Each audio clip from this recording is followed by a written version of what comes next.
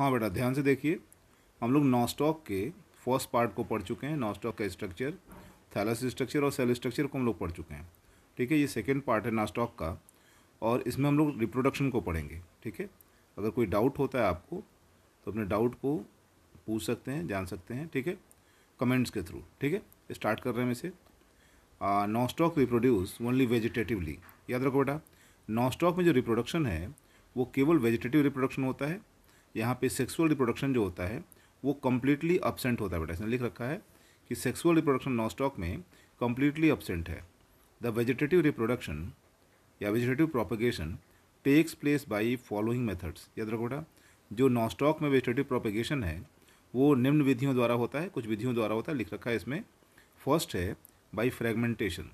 Fragmentation मतलब क्या होता है, जो नॉस्टॉक का फिलामेंट है, अगर कोई नॉस्टॉक का फिलामेंट होगा तो बेटा वो नॉस्टॉक का फिलामेंट अगर बीच से कहीं से टूट जाता है, ठीक है, अगर कहीं बीच से टूट जाता है क्लियर, तो नॉस्टॉक का फिलामेंट अगर बीच से टूटता है तो क्या करेगा, तो यही नॉस्टॉक का फिलामेंट कई छोटे टुकड़ों में बदल जाएगा, और ये प्रत्येक छोटा टुकड़ा, जितने भी छोटे छोटे टुकड़े बनेंगे, ये सब के सब छोटे टुकड़े अलग अलग नॉस्टॉक को डेवलप कर देंगे, अलग अलग नॉस्टॉक के फिलामेंट को बना देंगे। यहाँ लिखा हुआ बेटा फ्रेगमेंटेशन, द कॉलोनी में break into small fragment due to mechanical और फिजियोलॉजिकल और अदर फैक्टर। याद रखो बेटा, नॉस्टॉक की जो कॉलोनी है अगर छोटे छोटे टुकड़ों में टूटती है, किसी भी कारण से टूट सकती है, वो मैकेनिकल कारण भी हो सकता है और फिजियोलॉजिकल कारण भी हो सकता है, इसके अलावा कोई और कारण भी हो सकता है।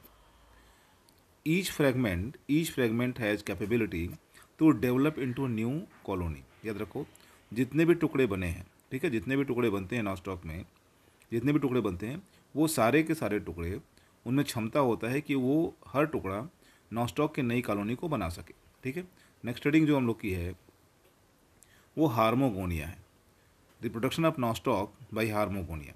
ध्यान सुनो बेटा, the trichome break into a small segment due to degeneration of intercalary vegetative cell. याद रखो बेटा, हम लोग पीछे पढ़े हुए हैं कि अगर किसी कारण से नॉस्टॉक के फिलामेंट की कोई इंटरकैलरी कोशिका, कोई बीज की कोशिका, अंतर्विष्ट कोशिका नष्ट होती है तो नॉस्टॉक का फिलामेंट छोटे छोटे टुकड़ों में बढ़ जाता है, because of presence of intercalary heterocyst.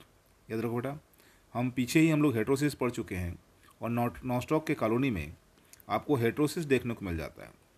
अगर उसके फिलामेंट से हेट्रोसिस्ट की कोशिका अगर नष्ट हो रही है, अगर हेट्रोसिस समाप्त हो रहा है, तो छोटे छोटे फ्रेगमेंट बन जाते हैं नॉस्टॉक के, और इन छोटे फ्रेगमेंट्स को ही हम लोग हार्मोगोनिया कहते हैं। पढ़ सकते हैं इसे, multi cellular fragment so form. याद रखो बेटा, due to heterocyst multi cellular fragment जो होता है वो बन जाता है, जिसे हम लोग हार्मोगोनिया कहते हैं। यहाँ लिखा हुआ है कि because of presence of intercalary heterocyst multi cellular fragments so form are called hormogonia. यानी अगर इंटरकैलरी हेट्रोसिस्ट की वजह से अगर फिलामेंट टूटता है नॉस्टॉक का, तो हार्मोगोनिया का डेवलपमेंट होता है। They come out the gelatinous sheath. याद रखो बेटा, ऐसे नॉस्टॉक के टुकड़े जो हैं वो जिलेटिनस सीथ से बाहर आ जाते हैं, कॉलोनी के जिलेटिनस सीथ से बाहर आ जाते हैं, और ग्रो रैपिडली, ये तेज़ी से बढ़ते हैं। ध्यान रखो बेटा, ये तेज़ी से ग्रोथ करते हैं और नई कॉलोनी बना लेते हैं। Very often the hormogones fail to come out the parent colony and divide inside the gelatinous sheath of the parent colony. कभी कभी ऐसा होता है कि जो छोटे छोटे हार्मोगोनिया है, हार्मोगोन्स जो हैं, वो पेरेंट कॉलोनी से बाहर नहीं निकल पाते और उस जिलेटिनस सीथ के अंदर ही अपनी संख्या बढ़ाने लगते हैं, वो डिवीजन करने लगते हैं, अपनी संख्या बढ़ाने लगते हैं। This result a large number of trichome inside the parent colony. इसका परिणाम ये होता है कि जनक कॉलोनी के अंदर ही कई ट्राइकोम बन जाते हैं बेटा। ठीक है, क्योंकि हार्मोगोनिया जो है वो अलग नहीं हुआ है। नेक्स्ट और लास्ट हेडिंग जो है वो एकाइनिट्स है। ठीक है, नॉस्टॉक में एकाइनिट के द्वारा जनन। During favourable unfavourable period some cells of trichome. याद रखो बेटा, अगर मौसम अनफेवरेबल होता है, अनफेवरेबल मौसम, प्रतिकूल मौसम नॉस्टॉक के लिए कौन है, तो तालाब का पानी अगर सूखने लगेगा तो यह मौसम जो होगा नॉस्टॉक के लिए अनफेवरेबल हो जाएगा, प्रतिकूल हो जाएगा। इस दौरान होता क्या है कि नॉस्टॉक के ट्राइकोम की कुछ कोशिकाएं जो होती हैं वो ट्रांसफॉर्म होती हैं, बदल जाती हैं बेटा, रूपांतरित हो जाती हैं। किस चीज़ में रूपांतरित हो जाती हैं? तो ये रूपांतरित हो जाती है रेस्टिंग स्पोर के रूप में। ये रूपांतरित हो जाती हैं रेस्टिंग स्पोर्स के रूप में, या इन रेस्टिंग स्पोर को हम लोग एकाइनिट कहते हैं।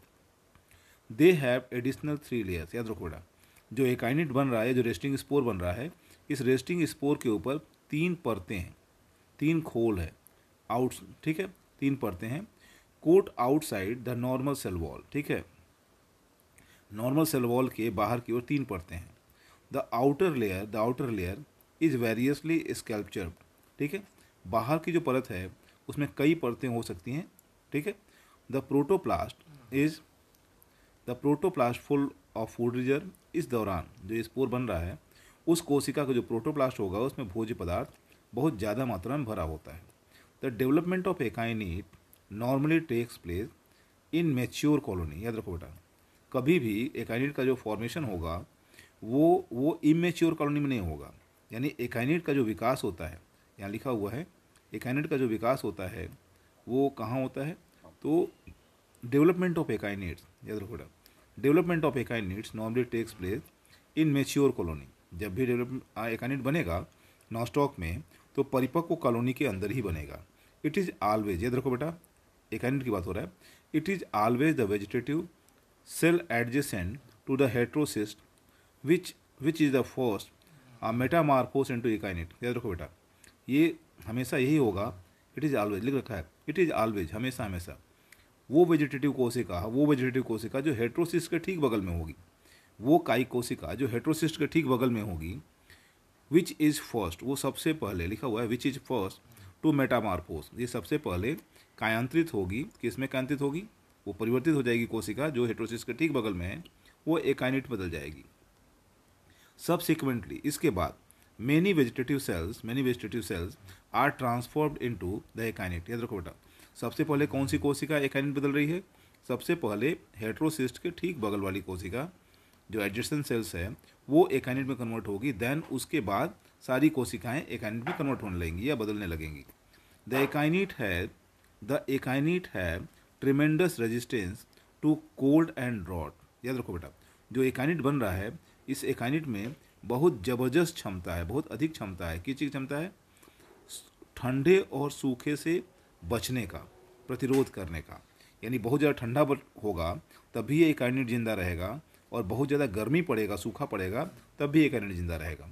ड्यूरिंग फेवरेबल कंडीशन, याद रखो बेटा, जब अनुकूल वातावरण आएगा, द प्रोटोप्लाज्म बिकम एक्टिव। याद रखो, एकाइनिट के अंदर का जो प्रोटोप्लाज्म है, जीवद्रव्य है, वो सक्रिय हो जाएगा and breaks the thick outer wall. याद रखो बेटा, एकाइनिट का जो बाहरी लेयर है उसको वो तोड़ देगा और अंदर से नया trichome and form a new trichome, और एक नए ट्राइकोम को बना लेगा। अगला हेडिंग है बेटा by heterocyst, asexual reproduction by heterocyst in nostoc.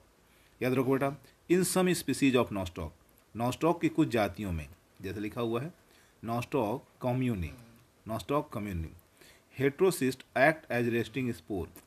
जो नॉस्टॉक की कॉलोनी में या नॉस्टॉक के फिलामेंट में जो हेट्रोसिस्ट होता है वो रेस्टिंग स्पोर यानी विश्राम बीजाणु की तरह काम कर रहा है, ठीक है। The protoplasm of heterocyst of such species become functional. Heterocyst का जो प्रोटोप्लाज्म है वो सक्रिय हो जाएगा and germinate to form new trichome, और वो अंकुरित होकर के नए ट्राइकोम को बनाएगा।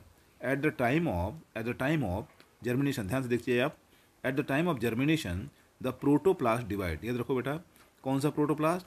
हम हेट्रोसिस की बात कर रहे हैं।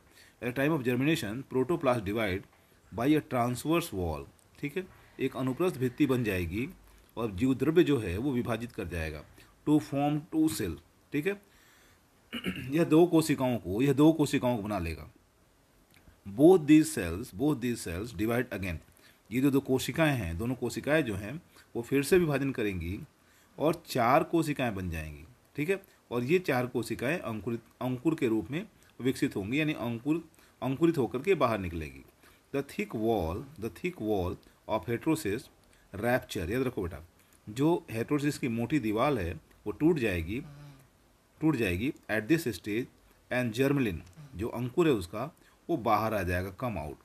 ठीक है, याद रखो बेटा, हेट्रोसिस्ट की जो मोटी दीवार है, फिर बोल रहे हैं हेट्रोसिस्ट की the thick wall of heterocyst, यहाँ लिखा हुआ है the thick wall of heterocyst rupture, heterocyst की मोटी दीवार टूट जाएगी। At this stage the germling come out and develop into new individual या न्यू ट्राइकोम, जो चार कोशिका मतलब जो जर्मलिन है, जो अंकुर है वो बाहर आएगा। ठीक है, और नॉस्टॉक के नए ट्राइकोम को बना देगा बेटा। ठीक है, यहाँ पे हम लोग इसको पढ़ रहे हैं, डायग्राम देख सकते हो आप लोग, आप अपने बुक का सपोर्ट ले सकते हो। ये हेट्रोसिस्ट के बारे में बात हो रहा है, हेट्रोसिस्ट है, देखिए ध्यान से, यहाँ एक हेट्रोसिस्ट कोशिका है, क्लियर, इसमें 2 पोलर नोड्यूल भी आपको यहाँ दिखाई दे रहा है दोनों तरफ। ये डिवीजन कर रहा है, ये डिवीजन हो रहा है, तो यहाँ सेकंड स्टेज में देखिए 2 कोशिकाएं बन जा रही हैं, फिर से दोनों कोशिकाएं डिवीजन कर रही हैं, 4 कोशिकाएं बन जा रही हैं, और ये टूट रहा है। ठीक है, हेट्रोसिस्ट जो है वो जब टूट रहा है, ठीक है, जब हेट्रोसिस्ट टूट रहा है, आप यहाँ देख सकते हो इसको, क्लियर, हेट्रोसिस्ट की वॉल इसे देखिए, ये यहाँ ब्रेक डाउन हो रहा है, और जर्मिनल ये बाहर निकल रहा है, तो जर्मिनल है ये बाहर निकल रहा है, ये बाहर निकलने के साथ ही अंकुरित होकर नए पौधे को बना देगा। एक लास्ट रीडिंग है फ्यूजन ऑफ फिलामेंट, इससे कोई मतलब नहीं, ये हम लोग को नहीं पढ़ना है, यहीं पे हम लोग का नॉस्टॉक जो है, ठीक है बेटा, यही नॉस्टॉक जो हम लोग का है वो समाप्त हो रहा है।